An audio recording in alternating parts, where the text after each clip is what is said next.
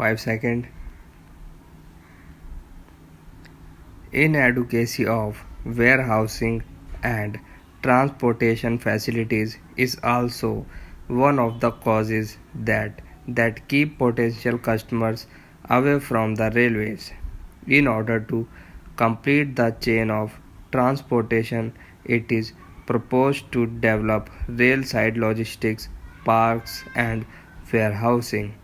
These logistic parks and warehouses would be created in PPP mode to bring the required efficiency and investment but also help attract greater traffic to the railways.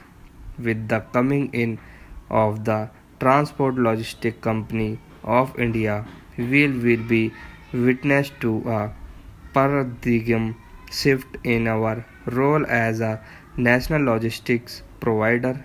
The focus will be on providing last mile connectivity for freight business and significant reduction in logistic costs.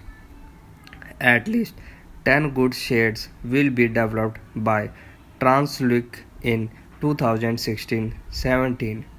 To capture the automobile traffic, we will soon inaugurate India's first rail auto hub in Chennai.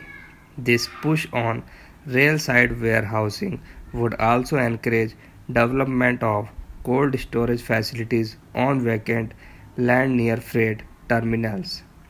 Local farmers and fishermen would be given preferential usage of the facility. A policy in this regard would be issued in the next 3 months. We will appoint key customer managers to liaison with our major freight stakeholders. They would serve as a single point of contact for all communication and redressal with these key customers. Each zonal railway will develop customer commitment charter indicating service level commitment of IR to passengers and freight customers. We will explore the feasibility of opening up leasing of general purpose wagons.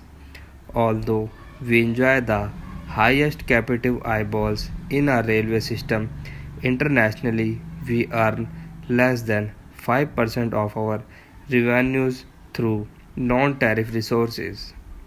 Many of the world railway systems generate 10% to 20% of their revenues from non-tariff sources. Over a period of the next 5 years, we will strive to reach this world average by monetizing assets and undertaking other revenue yielding activities. We have already begun this exercise with Fravor.